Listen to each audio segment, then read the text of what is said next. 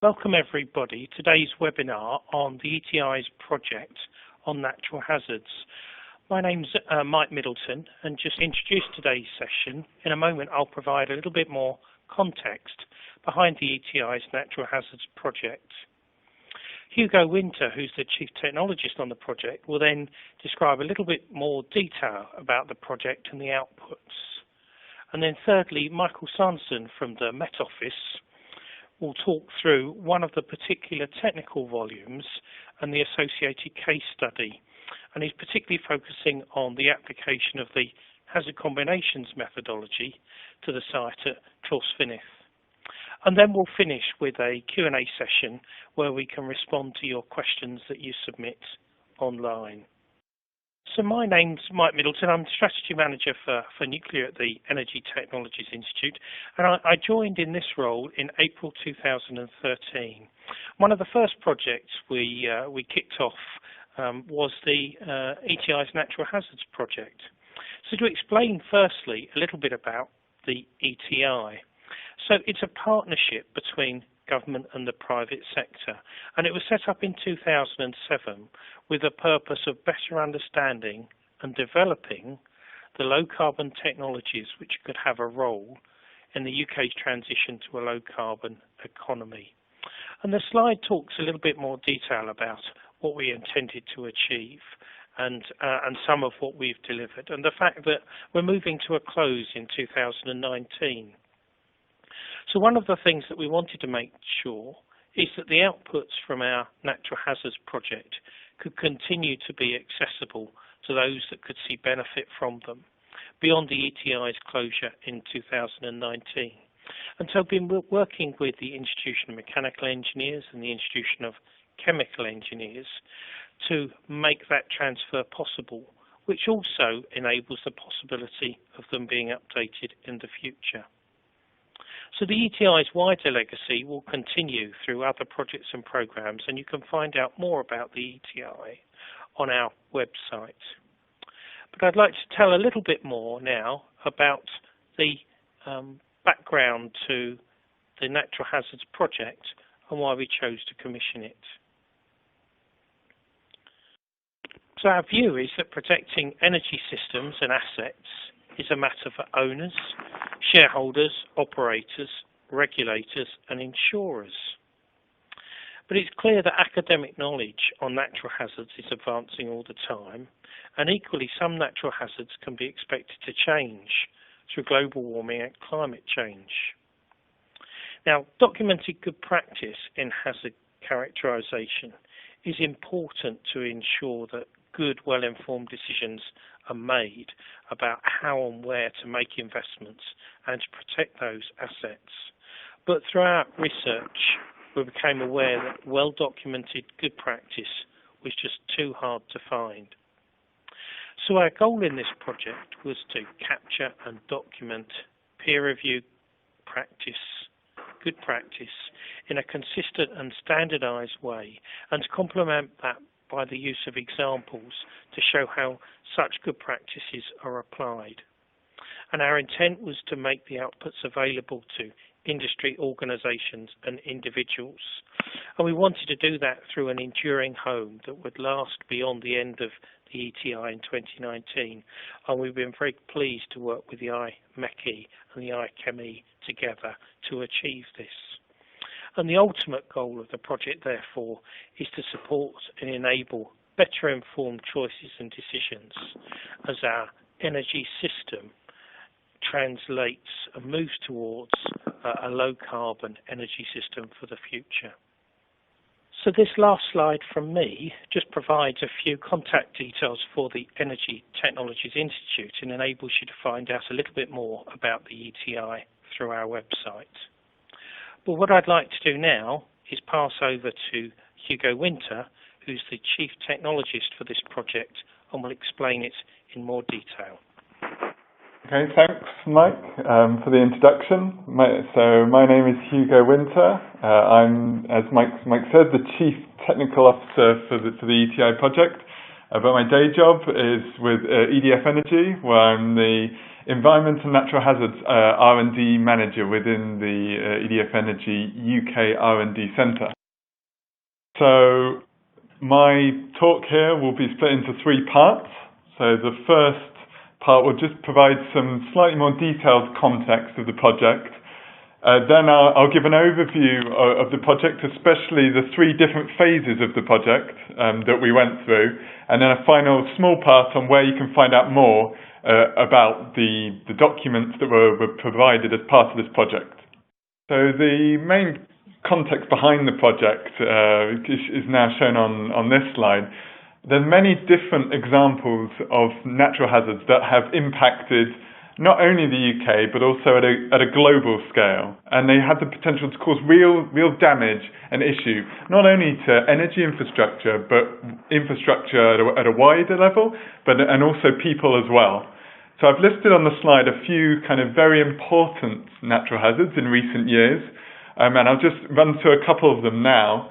So the top one I've mentioned is the North Sea flood of 1953. So this was an exceptionally strong storm surge that came down the North Sea and impacted the east coast of the UK and other parts of the Netherlands and Belgium. This caused quite a few fatalities and really was the start of kind of the modern coastal protection schemes for the UK.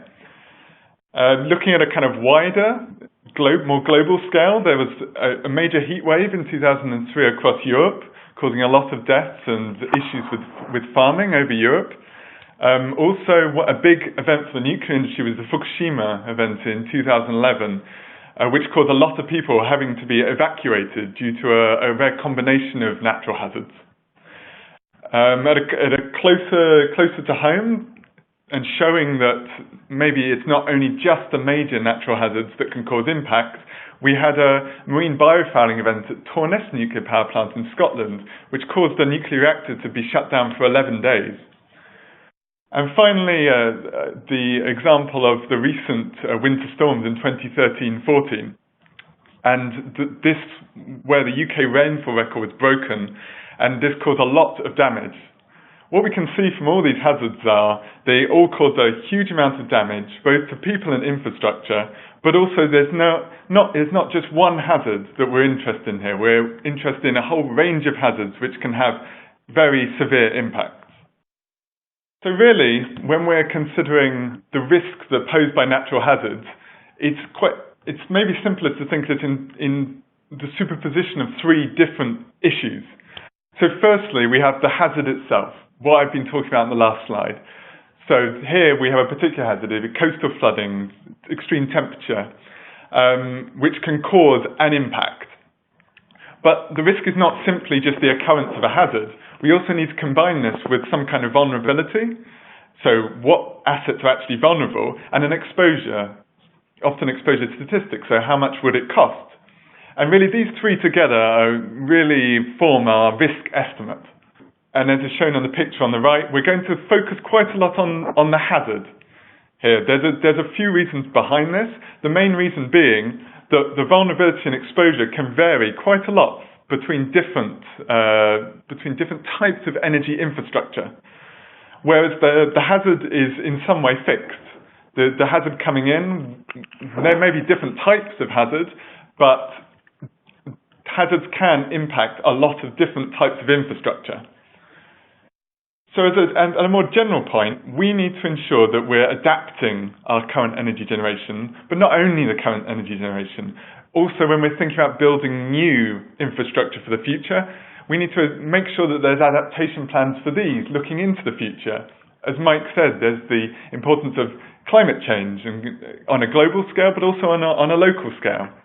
So that's really why the ETI launched this project, to provide a better understanding of the natural hazards themselves, and especially looking at the range of different natural hazards that can affect UK energy infrastructure. So here on the slide are just a few aims of the project. As I said on the previous slide, we're focusing on the hazard characterization. Really, the main focus of this part is on trying to summarize well the state-of-the-art methodologies that currently exist for estimating the risk posed by natural hazards. So what is this project really providing that hasn't been provided before? Well, here, and I'll describe it in a bit more detail later, but we're looking at a wide range of different natural hazards. We're not just simply focusing on specific hazards. There's this tendency at the moment for risk analysis to be undertaken in silos, where you have, if we're interested in flooding, the hydrologist will have particular types of model which will then be applied, and this may differ quite a lot from the way that maybe a climate scientist will think about how to characterize the hazard of extreme lightning, for example. Whereas in reality, there might be some methodologies that could be shareable across different types of hazards, and really we're missing out on the important synergies. So this project really is the first project to bring together a whole set of technical volumes and case studies looking at natural hazard characterization, but trying to look at it in a consistent way across different natural hazards. So the hazards we're going to focus on, and again I'll touch a bit more in detail later on, they vary from kind of what I would consider the more well-researched hazards of extreme temperature, coastal flooding, etc., to newer hazards which have received more research in this topic. So, for example, space weather, marine biofouling. And as Mike said earlier, again, the documentation, the aim of them is to help with people who wish to design new and renovate current build infrastructure, but also those who are interested in operational procedures and also emergency preparedness in the face of natural hazards. The project itself has been delivered with a set of core partners, but also receiving some help from other partners. So EDF Energy, and especially the R&D UK Centre, have been leading the project with the help of the Met Office, with their experience on extreme weather, and also Mott MacDonald, with the consultancy who have an experience in many different natural hazards, but also how they are applied and how the knowledge is transmitted into the engineering industry. We've also received support in specific volumes from Air Worldwide, Verisk, and also HR Wallingford on specific bits of modelling which have really helped the R&D part of this project. So now I'll quickly provide a brief overview of the three phases of the project. So the diagram on the current slide shows the kind of scope of the different phases of the project. So I'll go into more detail on the next few slides, but broadly, phase one was a kind of literature review style analysis to identify gaps in current research. Phase two sought to plug these gaps and provide new research and move the state-of-the-art science forward. And then phase three, this final phase that we've just completed, was to provide a set of consistent documents that can then be provided online in an open source way that anyone can access. So as mentioned previously, phase one provided a review of different approaches to hazard characterization. So we reviewed quite a lot of different methodologies from across academic literature, but also from industrial standards and industrial literature as well. And this provided a very large list, I think about maybe more than 30 different hazards that we could have looked at as part of this project. We then made a decision based upon the ones we thought, firstly, were less well developed, but also ones that we could tackle within the project time and that would provide a useful final output in a final technical volume or case study. So in the end, we ended up identifying 5 knowledge gaps, shown here on the slide. So hail, lightning, space weather, marine biological fouling, and hazard combinations. And these hazards were the subject of further R&D work in phase 2. So phase 2 gave the R&D for these gaps. The work was undertaken by a variety of different experts from within our consortium, and as I mentioned before, some external help. Each of the reports was subject to quite a rigorous peer review process, and we did this to ensure the quality of the R&D output that was there.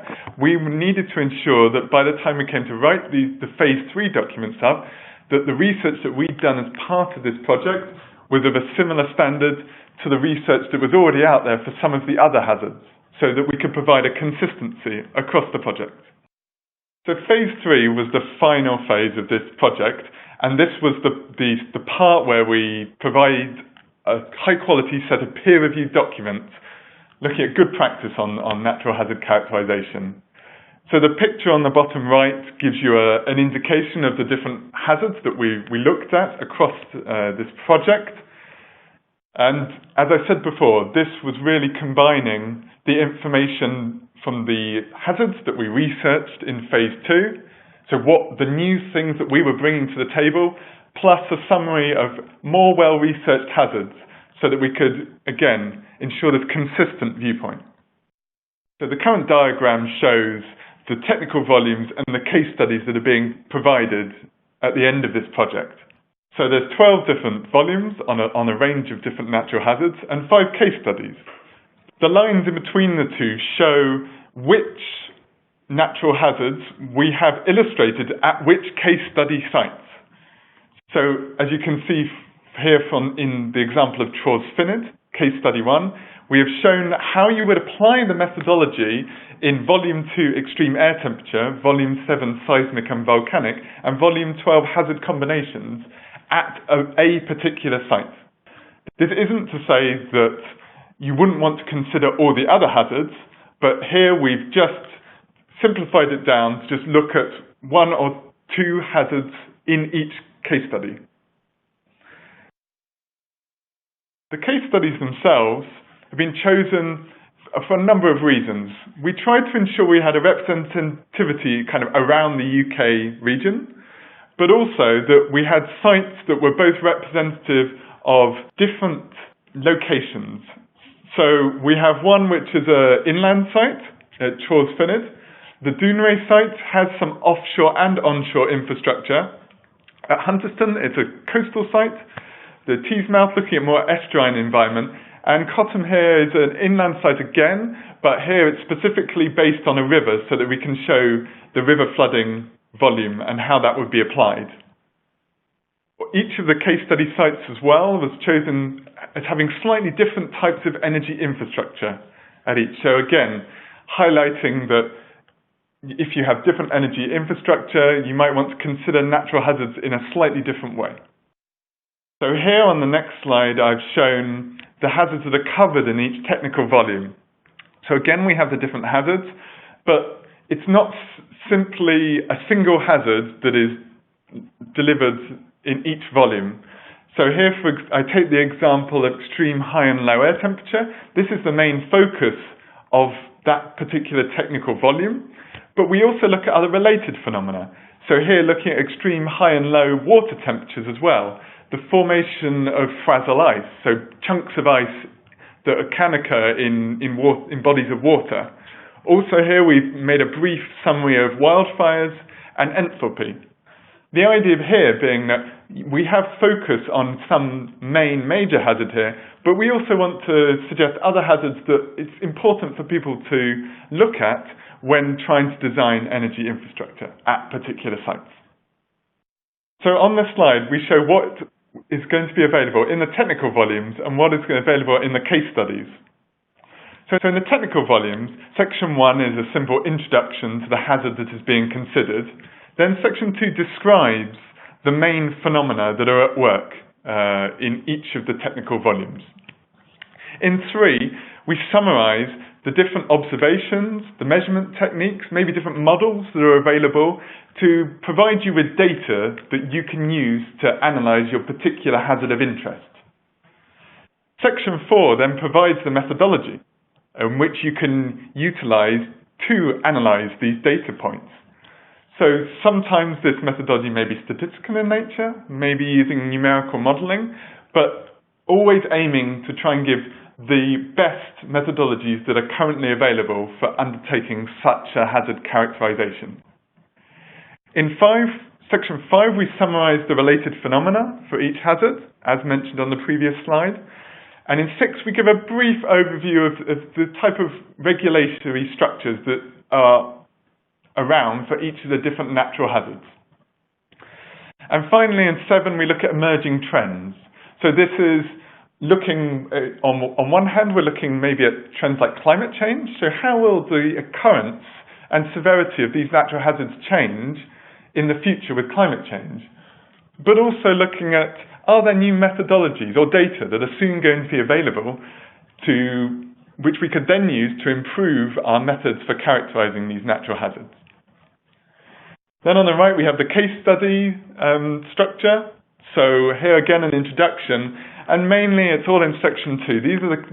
This is the section where we characterize the natural hazard at the particular site of interest. So we take the information, we take the data and the methodology from the technical volume, look at a site, and then do the natural hazard characterization. And 3 provides a conclusion. So the peer review process, I mean, each document has undergone an extensive peer review process, and mainly 3 different stages to this. So when each document was created, there would have been an internal peer review stage. So other members of the project consortium will have provided their comments on the document. Our aim in all of these situations was to get another domain expert to provide their comments, opinions to strengthen the document. Then there was what's called the CTO review. This was the Chief Technical Officer review, and this was undertaken by myself as a review to ensure consistency in technical quality across the documents. And this was one of the main focuses of the whole project, was to ensure we had a consistency across all the documents. Finally, to ensure that we had some external feeling as well, we also have a steering committee. So this is a panel of industry experts from different organisations. I list IMechE, IChemE and ONR here, but there were a much wider selection of panel members too, all giving their opinions. And this phase was exceptionally important to ensure that these documents that we had authored and owned, we were getting external input on this at all stages to ensure that when they have been released, they are readable by a wide variety of different end users. So finally, I will just briefly outline where you can find out more about this project. So following this webinar, you'll be able to find out more about the documents online. They'll be published online by the IMechE and IChemE, and you can find them at the web link that's on this slide, imeche.org/ETI. When you navigate to this address, you'll find the documents will be there. Firstly, the technical volumes, the 12 technical volumes, which you can click in and find the PDFs for each of these versions free for you to use. And there'll be a button as well to take you to the case studies. And there'll be the 5 case studies again, PDF form, which can be downloaded and used. The IMechE and the IChemE will be the enduring home for this project, and any potential future updates required with changing the state of the art will be taken in collaboration with them. So that's the finish of my part of the talk. I will now pass over to Michael Sanderson from the Met Office to talk about one of the technical volumes and how it's applied at a case study site. Okay, I'm going to talk about the hazard combinations which will be illustrated at Charles-Vanath. So a brief summary of my talk. Talk briefly about Charles-Vanath, its site and its location. Then I'll talk about natural hazard combinations a bit more and why we're interested in them. I'll then give an example of a calculation of hazard combinations where we estimate their probability and return period of a particular event. And then I'll briefly conclude at the end. So, Charles-Vanath Nuclear Power Station. Charles-Vanath is located in the north side of the Snowdonia National Park. It's a very remote region. There's only a few small towns in the vicinity. It's also next to a lake. This is an artificial lake that was built for an earlier hydroelectric power station. And when the nuclear power station was built, the level of the lake was raised, and then the nuclear power station was operational from 1965 to 1991, and it's currently being decommissioned. So Charles-Vanath, in the context of ETI, was chosen to be representative of an inland site, and as I've already said, was chosen for the case study on hazard combinations. But 3 other things are also examined at Charles-Vanath. It was also the Centre for Seismic, Geological and Volcanic Hazards, which were characterised there. And the volume also includes a number of calculations of extreme temperatures, so that's high and low, rapid changes in temperature and water temperatures, as well as ice and wildfires. But as I said earlier, I'm going to focus on hazard combinations. So volume 12 discusses these hazard combinations. So why should we consider hazard combinations? Well, many meteorological hazards don't occur in isolation. They often occur, two or more can often occur together. So I've got some examples here. So this summer of 2018 has been particularly long and dry. So this is an example of when low rainfall occurs with high temperatures. Then toward the end of this summer, so we had Storm Cullen, when very high winds produced by the storm coincided with high tides and caused a lot of flooding and damage along the south coast of Ireland, Devon and Cornwall. Earlier on in Cambridgeshire, some thunderstorms brewed up, produced very large hailstones and heavy rain, and destroyed large amounts of oilseed, rape and wheat crop. And earlier on in 2012, so there's a period of very heavy rain during November, which caused parts of a canal embankment to collapse, which caused some severe flooding of farmland. So I was given some examples of different types of hazard combination there. So when considering these for any given site, a number of questions should be asked, and there are some suggestions given here on the slide. So first of all, which combinations might be the most important, which goes back to what Hugo was saying earlier about which particular types of hazard is the asset perhaps particularly sensitive to, and perhaps importantly, have any particular combinations of hazards occurred in the past that should be considered. And with all hazards, can certain ones be screened out? So this some may not be particularly important with a site or it's just not sensitive to them. But if the combinations can't be screened out, then we need to model them how they occur together, and therefore we can characterize how likely certain events might be. So when you think about what types of combination we're talking about, and that will govern which sort of methodology would be appropriate for characterizing them. So here's some types of hazard combinations here. So coincident hazards, the image shows one there. This is an image showing some very heavy rainfall coinciding with large hailstones.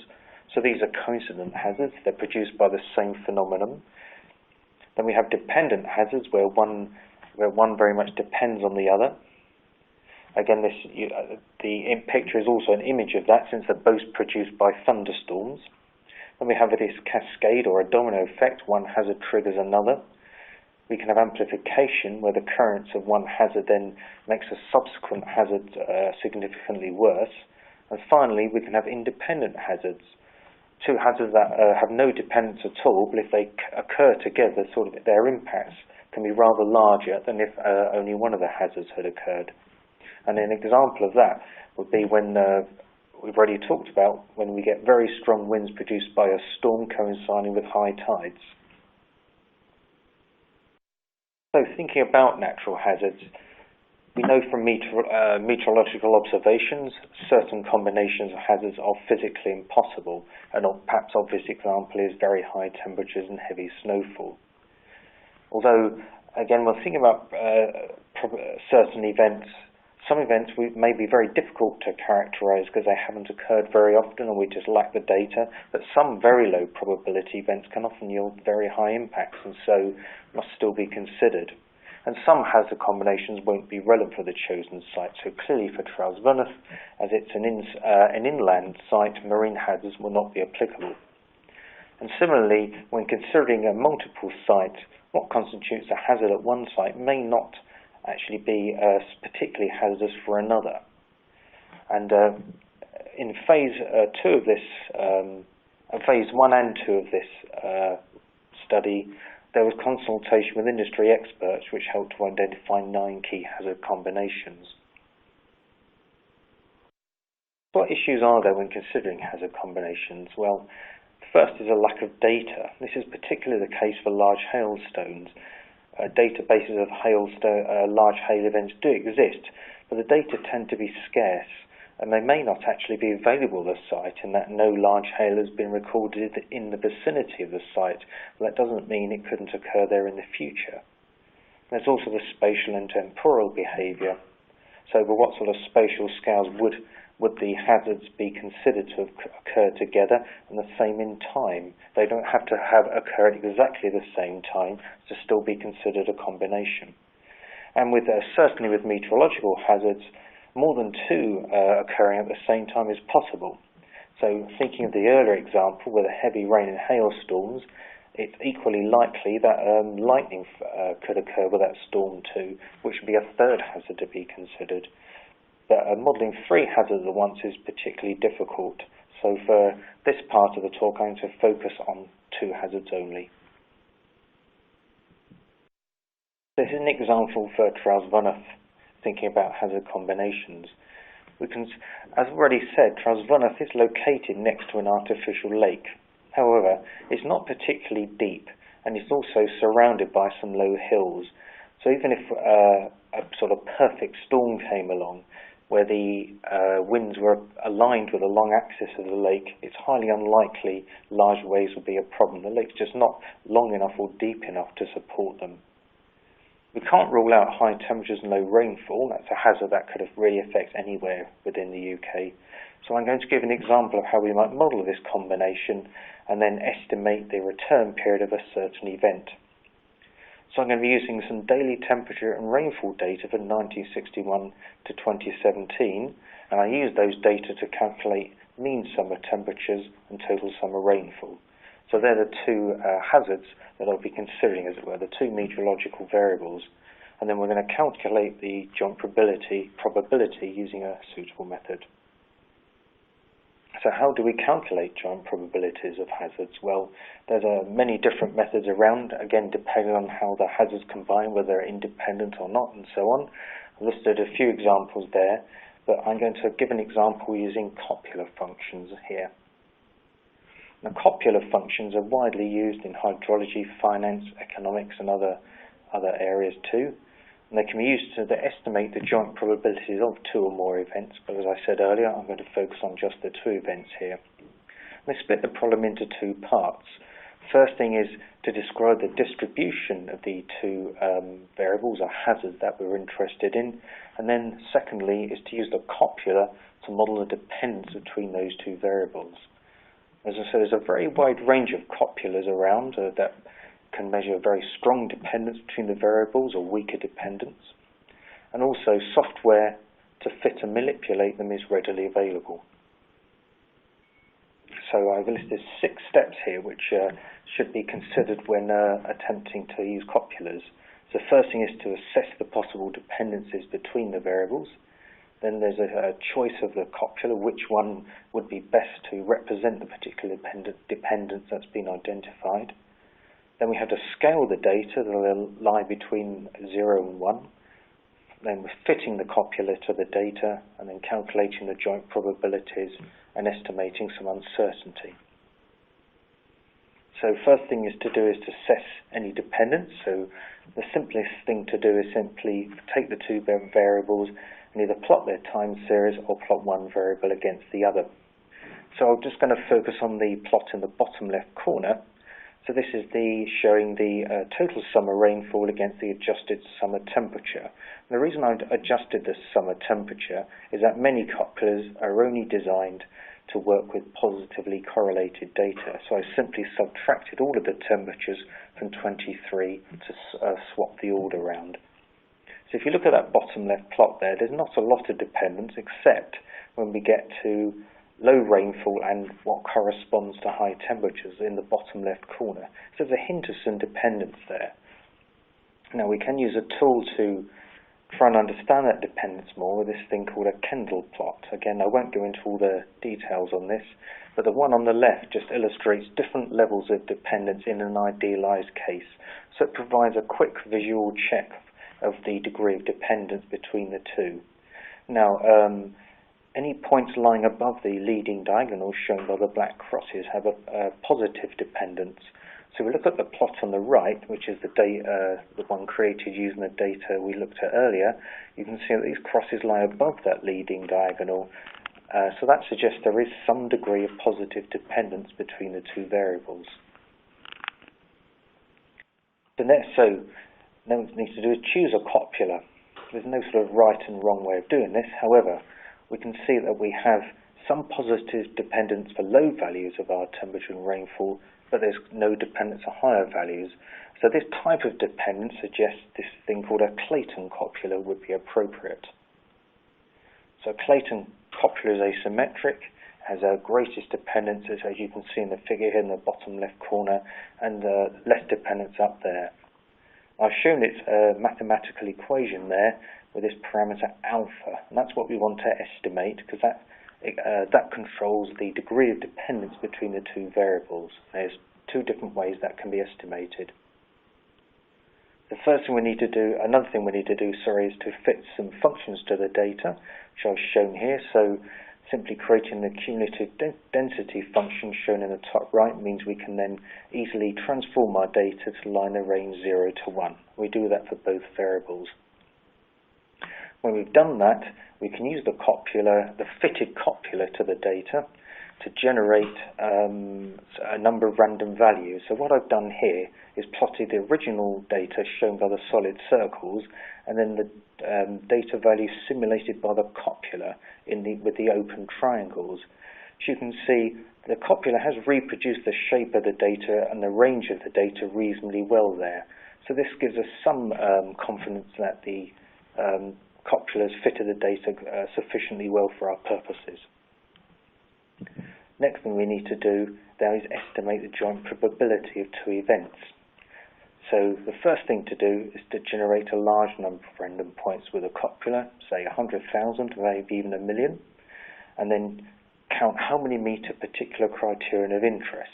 So here I've suggested rainfall less than 100 millimeters and temperatures greater than 22 centigrade.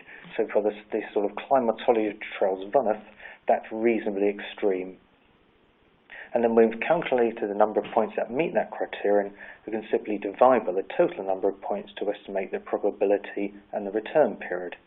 And so using that calculation here suggests we've got a return period of around 115 years. So that event happening with that low rainfall and that temperature would be quite unusual and quite a rare event in the context of the climate of Charles-Vaneth. The next thing to do then is estimate some uncertainty there. Just how good is that number? Well, one way to do that is to repeat that process a large number of times, say 20,000, and look at the range of probabilities and return periods that come from that. Now it turns out in this particular case the distribution of events was very close to normal, and that gave us an estimate of a return period of 117 years with an error uncertainty of just 4 years. Another way of estimating uncertainty is to assume that the number of samples which meet the two criteria follow a Poisson distribution. And if that's the case, then the uncertainty in the number of events is simply equal to the square root of the number of events. And again, following the calculation through, this time we can estimate a return period and uncertainty of 115 plus or minus 4 years, which is very similar to the previous calculation. So just to summarize, many meteorological hazards do occur simultaneously. For joint probabilities, there are a range of methods available for calculating them. And I've illustrated the copula functions here, which offer one relatively simple approach. However, some element of expert judgment is needed when using copulas. Now, I showed an example using just one, but ideally one would fit 3 or 4 different copulas and assess how well each one fit the data to try and select the best one for the particular problem that's of interest. And it should be noted that identifying the best copula is not necessarily straightforward. Sometimes 1 or 2 or 3 even may fit the data equally well, in which case it's probably necessary to calculate the joint probabilities using all of the copulas and looking at the results from the problem. Thanks, Michael, for the talk on hazard combinations and Charles-Vaneth. So we now open up the floor to questions.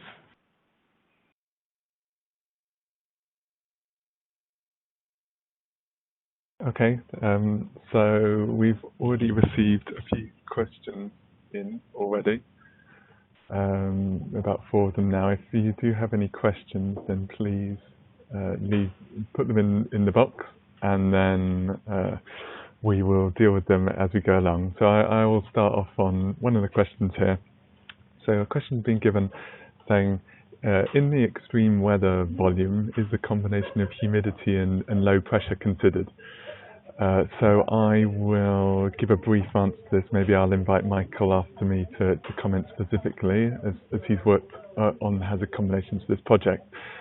So the combination aspect is obviously something that Michael has talked about. So in the extreme weather volume, several different hazards, as I pointed out, have been highlighted. So we were looking, well, I guess extreme weather here is split into extreme rainfall and extreme wind speeds.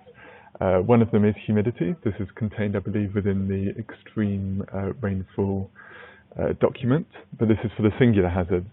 When it comes to hazard combinations, as Michael said previously, that we looked at a lot of different combinations. I don't believe this is necessarily one of them that's in the document. We trimmed down the list of the very wide list there is into a much smaller list, a more manageable list of ones that we could kind of hit within the project period. I'd leave it to Michael. Did you want to add anything to my comment there? Not much. I mean, so I don't think that combination wasn't considered in the extreme weather volume. We didn't consider it in the hazard combinations one, but there's no reason if the sufficient data were available that couldn't be looked at. That's because humidity and pressure measurements are generally available, I think, from most weather stations. Okay, perfect. So we have also received, there's one question here talking about return periods, and in particular looking at talking about whether they become more or less frequent in the last. So the question here is for the last century, but I think it's probably similarly applicable going forward, looking at future extremes as well. So I guess my comment to this would say this wasn't directly calculated during this project, but it is eminently possible to do. I think we do show a couple of examples of different approaches in which we could do this. So to give you an example from the document on extreme air temperature, there's an example of basically estimating return levels of air temperature, but doing that in relation to a covariate. So what I mean here is some kind of underlying process. So basically, in this situation, you have different phases of a large-scale atmospheric process called the North Atlantic Oscillation, and this can cause a kind of blocking phenomena across the Atlantic. So this can often lead to kind of warmer or cooler temperatures occurring across the UK. So in this way, we provided return levels separately for if we're in a positive phase of the North Atlantic Oscillation, if we're in a negative phase of the North Atlantic Oscillation. This type of methodology can be easily extended to the concept of return period, and then looking at how this would vary over time. So yeah, it's eminently possible to use these type of methodologies to either try and estimate the change in past extremes, so return levels, but mainly, maybe more importantly, looking forward to future extremes, especially with climate change looking forward, that for example, the 1 in 100-year event today might look quite different from the 1 in 100-year event into the future. I don't know, Michael, whether you want to add anything to that point? Not much really. I mean, no, we didn't look at that, but there are methods, as Hugo's just explained, that we can calculate changes in return period for a given event, or do the other way around and say if we keep the same return period, how might the magnitude of that event change into the future? So there are techniques for doing that. Cool, thanks. So Michael, there's a question for yourself here on so basically where can you find the methods to fit the copulas? The question is generally what software and how do you do such a thing? How do you first go about trying to find that information? Right. There's certainly some information on Wikipedia about them. there's also, I read a number of papers in the scientific literature that had used copulas as well. I also found some, I think there were lecture notes from various universities that would have been put online, so I was giving an introduction to copulas and what they were. So I sort of did some hunting around on the web and really found out all about them that way. And then the papers I read sort of gave examples of how they were used, so I tried to follow that sort of methodology. And the language I used was R, capital R, the statistical language. There's lots of routines in there for fitting and manipulating a number of different copulas. So all the computing that went behind creating the hazard combinations volume is all done using various routines in R. Okay, cool. Thanks, Michael. So there's another question here talking about the consideration of impacts on linear infrastructure. So by this meaning pipelines, pylons, which could then go and impact the function of major industrial sites. Basically, was this considered during the project? So from a general perspective, obviously as you've seen, the case studies did tend to focus on specific sites and locations. So this was mainly focused on the infrastructure at a particular site. There are certain of the hazards we did consider this kind of impact at a wider level. So I take the example of the space weather volume, where I noticed one just popped in asking for a brief definition of space weather, so I can attack that question here as well. So space weather is the impact, basically the occurrence of usually things that emanating from the sun. So you have things such as solar flares and coronal mass ejections from the sun, which can cause an impact on the magnetic field of the Earth. So there's basically two kind of impacts at ground level. So there's one called ground-induced current. So this is when at ground level those changes in the magnetic field of the Earth can lead to power surges through the grid. There's also another process to do with solar energetic particles. So these are kind of charged particles that can cause a disruption in computer software and computer systems. So to then hint back to the initial question on linear infrastructure, that yes, through that particular volume we did look at that, because really for space weather the key impact there is on the grid and on the network. And the aforementioned kind of power cuts. But I would say that yes, this is an area where there could be some really interesting future work. The same type of methodologies could definitely be used, and especially starting to incorporate more methodologies to do with kind of using spatial data and modeling spatial processes to understand if several sites were struck at the same time. I know a lot of this work is already ongoing in several areas, but it would be an interesting thing to take some of the learning from this project and port through that forward.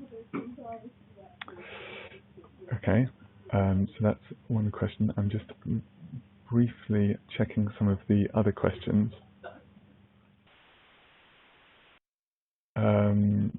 So there's one question here on plans to make updates to the set of documents in the future. So as I mentioned previously, and as Mike has also said, the ETI will be drawing to an end soon, I think next year.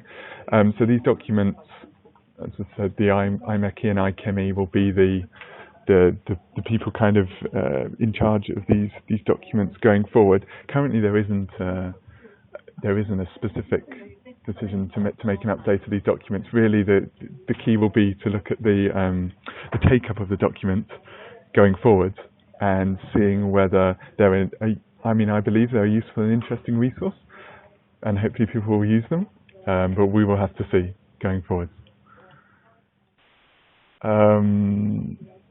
So I don't know, Michael, are you able to answer that? I have a question here regarding the uncertainty analysis.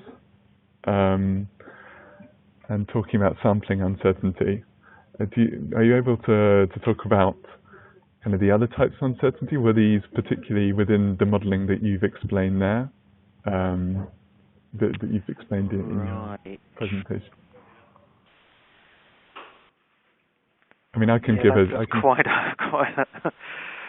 all I would say on this, yes, I know dealing with uncertainty, I know that there's lots of ways of doing it. All I would say is many of my colleagues here who are far more knowledgeable about this sort of thing than I have spent a lot of time and effort considering this sort of question. Might actually... We've just launched the UKCP 18 climate projections, and one important part of that was considering uncertainty and models and all sorts of other sources and sort of dealing with it all in a coherent way. So what it might be worth me doing is sending some links to the UKCP 18 documents which discuss this to the questioner, and that might answer the question probably better than I can now. Okay, sure. I mean, I well understand that. I think our document deals with certain types of uncertainty, but there's a lot of other types of uncertainty around. As Michael said, we picked one particular model here, but even to do that kind of analysis, there's a lot of different models that are open and available, and they could give differing answers. So this particular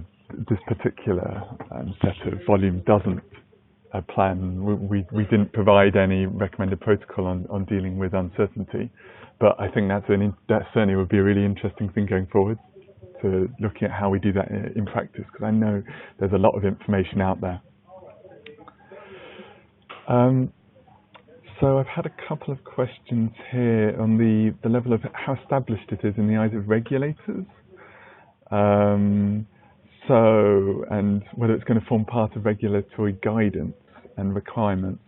So I mean, as part of this project, and as I mentioned, we did have a steering committee. This was a bunch of external supporters who were reading each of the documents through and providing their comments from the wider industry. As I probably noted on the slides, as part of this, we did have one or two regulators involved, especially the Office of Nuclear Regulation. But I can't really make a comment exactly on to what extent this is going to form any part of any future regulatory guidance. I mean, for us, we see it as as I said before, we see it as a really useful tool and piece of information for people to get an idea on the wider set of natural hazards. But really, it will depend on the uptake again. Going forward. So I also noticed there's a question on seismic and volcanic hazards, and saying that these are hazards not typically associated with the UK. And then talking about, are there typical return periods for damaging seismic or volcanic events? So it's a fair point that these hazards generally are less likely to occur in the UK from the seismic perspective. It's an important hazard, at least, especially within the nuclear industry. It's still a very important hazard. As a general point, in these situations, due to the nature of the nuclear infrastructure, you need to be protected against some kind of rare events, so these high impact, very low probability style events. So yeah, for that reason, this kind of documentation did have a lot of information about that. And on the side of volcanic hazards, we saw that the Icelandic volcano in 2011, which I'm not going to try and pronounce, basically this maybe didn't have a massive impact for the energy industry, but looking at these documents within the wider piece, it certainly did have an impact on the aviation industry. So it's clear that these hazards can have an impact, and really to give a wide, broad set of documents, we felt it was necessary to have the documents there within the suite that we have here. So we have another question here talking about extremes of weather abroad. Yeah, so maybe again talking about these there's a couple of points here, I think, talking on extremes of weather abroad, and then things to do with disruption of the jet stream and Gulf Stream.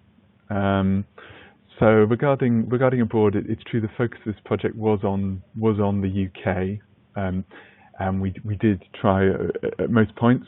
We restricted to this scenario. The kind of methodology that we've presented for the UK is very much can be used across the board, and I think is being used in other countries as well. The type of statistical methodology. Yeah, we maybe didn't really focus on that too much for the sake of the project. I don't know, Michael, whether you have any comments on these kind of very, very rare, low probability events such as the disruption of jet streams and Gulf streams? Not really. I mean, I think future changes in those are still highly uncertain. There are, some models do suggest there might be a slowing down of the Gulf Stream, for instance, but I think the latest ones, I don't think very many, if any, suggest there'll be a real hard shutdown unless something quite extreme happens, sort of a massive sudden melting of the Greenland ice sheet or something, which probably just couldn't happen fast enough. So I'd say that's still slightly up in the air at the moment, those sort of questions. As for the jet stream, I'm not sure at all. There's a few papers I've read that have suggested the general position of the jet stream has moved and will continue to move north as the climate warms, but again, that's all quite uncertain, I think. So I'm not aware of any studies showing some catastrophic change in it, that's for sure. Okay. Yeah. Yeah, I would tend to agree with as what Michael said there. But yeah, as Michael's also pointed out, we do have UK CP18. For the UK, again, this is in the UK perspective, that has just come out. So this wasn't necessarily dealt with too much in this project because we released before the data was available. But this is kind of the best place for the UK to get the state of the art on climate projections looking forward into the future. I have another question here. I know we're coming towards the end, so sorry, we've had quite a lot of questions, so thank you very much. But I have a question here talking about the other hazards investigated during phase 1. So I did mention that in phase 1 we did a kind of literature review study of a lot of different hazards, and then basically we took forward 5 of these hazards for other R&D purposes, but there was a wider list provided as kind of part of the project of about 15 different hazards that were potential ones that we could have investigated. So obviously the ones that were chosen were the hazard combinations, hail, lightning, marine biofouling and space weather, but there was also a discussion regarding, I mean, some of them have been mentioned as minor hazards within each of the documents, but there was a discussion on, for example, low sea temperature, having a particular volume on a full volume on climate change, a full volume on tornadoes, tsunami, and one on numerical modelling. But in the end, I think it was felt that a lot of these, we had to make a decision at the end which hazards we could deal with within the time frame of the project. And really, the 5 that we picked were ones that we felt had firstly the biggest impact, and ones that we could address the project team. There's some other ones that would have been quite interesting, like numerical modelling or climate change, but given we do mention climate change slightly in each of the documents, but given the length of the project, it would have been very, very hard to deal with these issues kind of satisfactorily within the time limit. Okay. So I know we're coming up to 1 o'clock now. Searching through the other questions, see if there's anything Any short questions that we can deal with?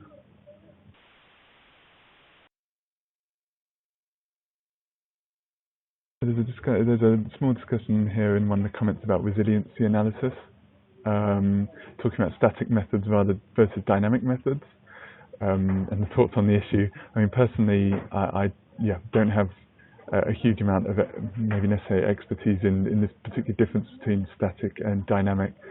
Not necessarily something we focused on in this project. Again, as I was saying, we were looking more at the hazard characterization necessarily than how you address that within the resiliency side of things.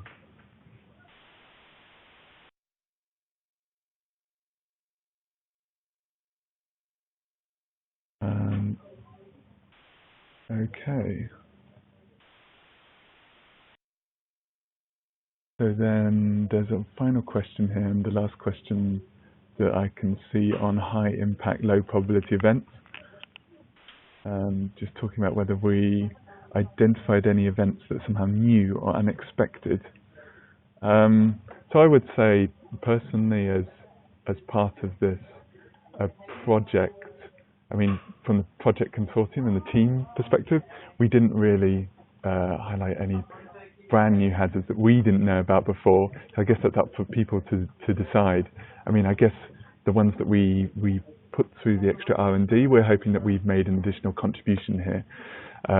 I guess one of the largest ones is the space weather aspect, which I discussed early on. But we have, from the EDF energy side and Met Office side, there's quite a lot of knowledge there.